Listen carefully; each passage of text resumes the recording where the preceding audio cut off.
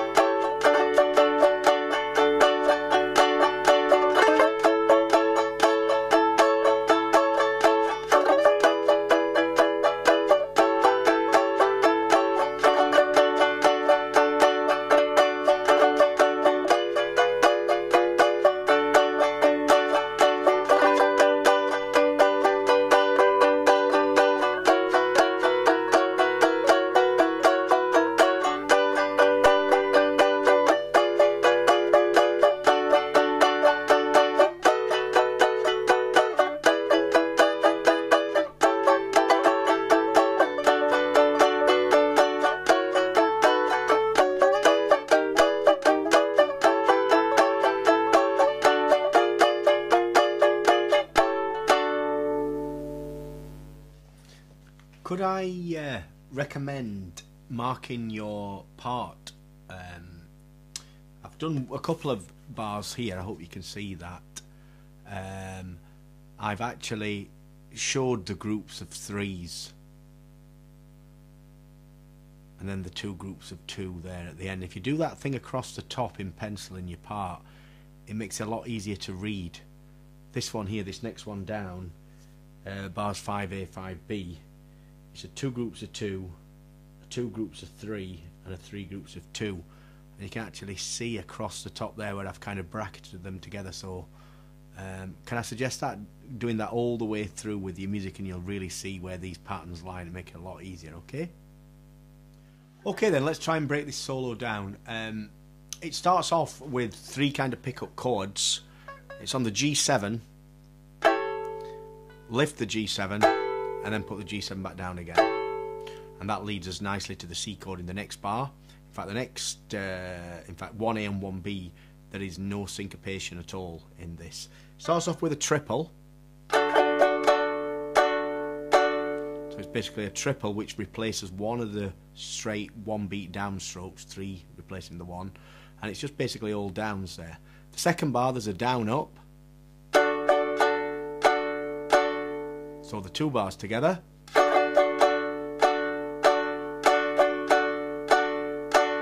Then the next couple of bars is 2A, 2B pattern, and we're doing this grab chord, but remember it's the diminished grab chord, the C diminished. You need to have your thumb here. Don't let your thumb slip there. Your thumb must try and get onto that second fret there. So it's one group of two, beg your pardon, yeah, four groups of three, a downbeat and a down up. So, and there's a change to the C chord halfway through that. It sounds like this.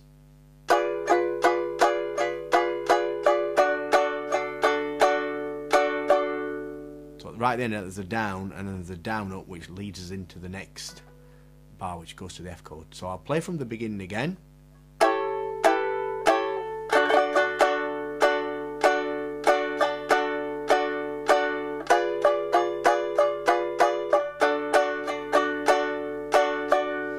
So then bars 3A and 3B, there's no syncopation. Starts with a triple, moves to the diminished chord, sounds like this. I'll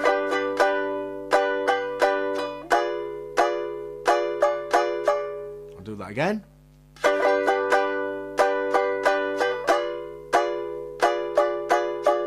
And then in bars 4A and 4B, you're into your split stroke again.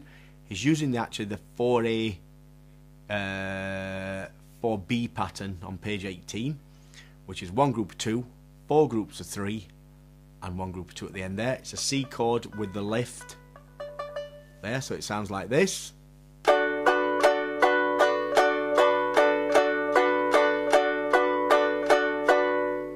moves to the D7 chord, starts off with a triple, and if you can't do that triple, you can replace it with just a straight down up. So it sounds like this.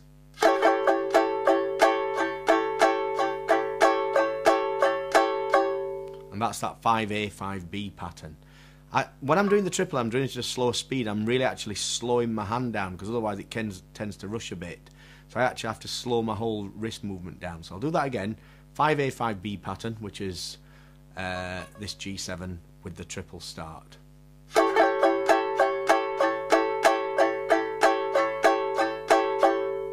We'll then move to the C chord, again using the 5A, 5B pattern, but right at the end of this bar there's this slide that takes us into the next bar, this kind of G slide. It starts off on the fret below and then goes up to the G. So let's have a go at that. The 5A, 5B pattern.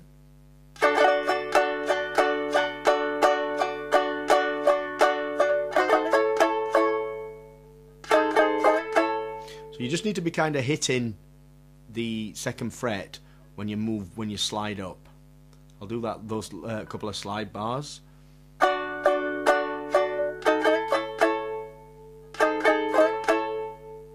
do that up to speed.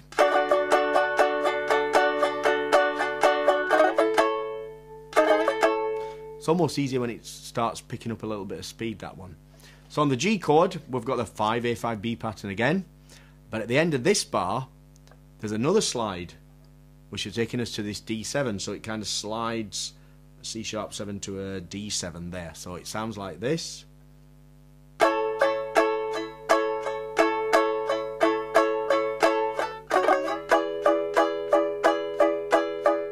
And that slide in that next bar is just basically 4 up downs there. I'll try that again.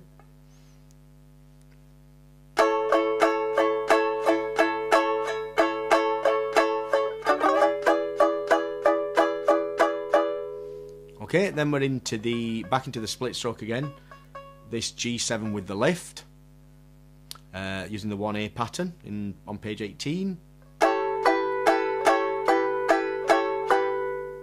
Okay, then it takes us nicely to the C chord.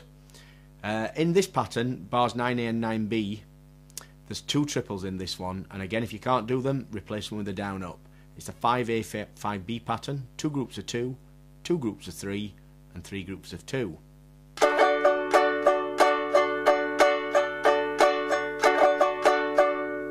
I'll do that again.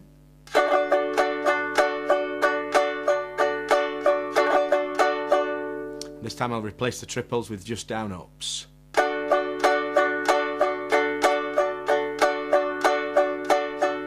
Okay, we're then back to the C diminished chord, pattern 2A, 2B, which is 4 groups of 3 and 2 groups of 2, but we're changing to the C chord on the 4th grouping.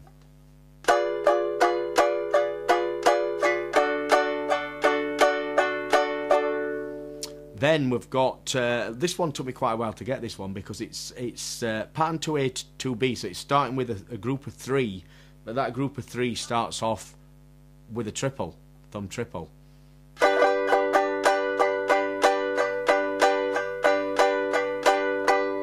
And you could replace that thumb triple and the downstroke after with just a 3.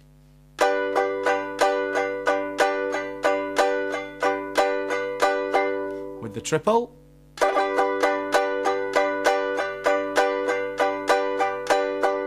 And it's those 2 downstrokes that you need to get.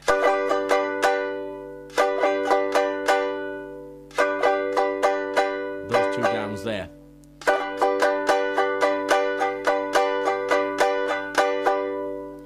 Then the E7 chord using patterns 4A, 4B, 1 group of 2, 4 groups of 3, 1 group of 2, with the finger lift there.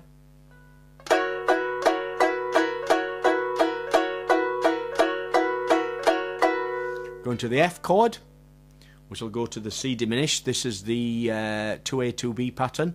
We're moving to the diminished chord on the 4th group of 3.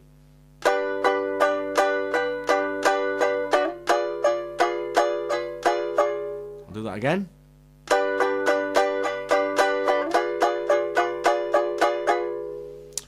We're then into pattern 2 bars of 1A on a C chord, and we've got this alternative A7 chord.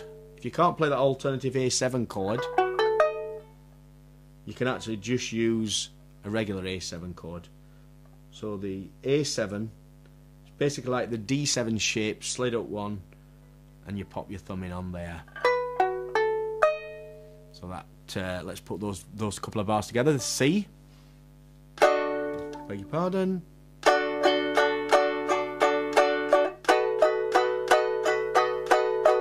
Going to a D7, same pattern.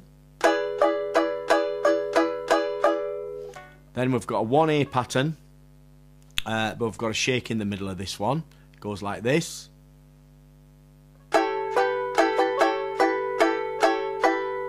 If you can't do the shake, just do 2 groups of 3 and 1 group of 2. With the shake. Next bar is easy. A C chord with the lifts on the 1A pattern. This is bar 16A, by the way.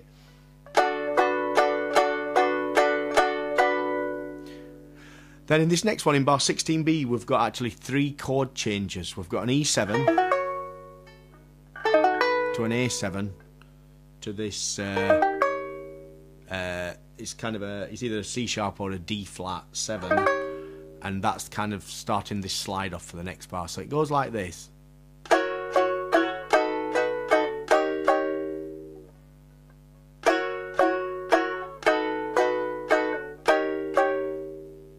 Okay, so and then this next bar is this bar with this kind of slide going on.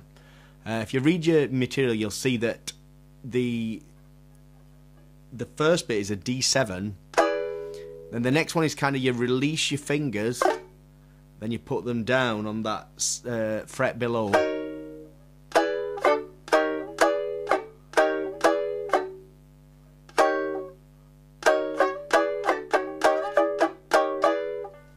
Let's have another go at that one. So I'll come in from the bar before.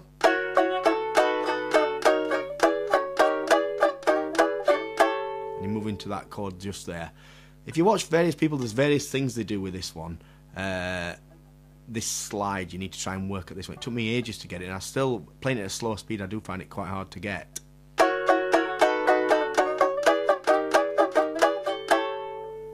One more time.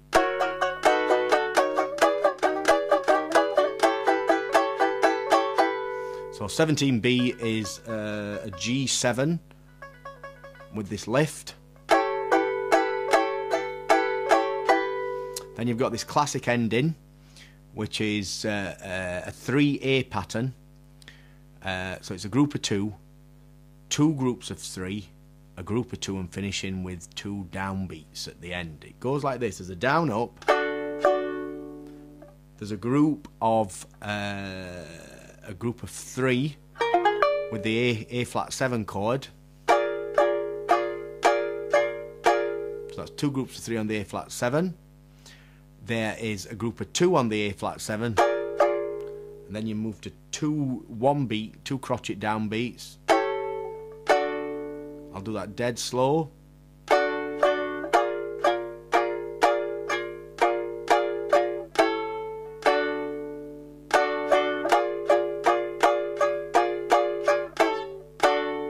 little bit faster. Okay, so I hope that helps you.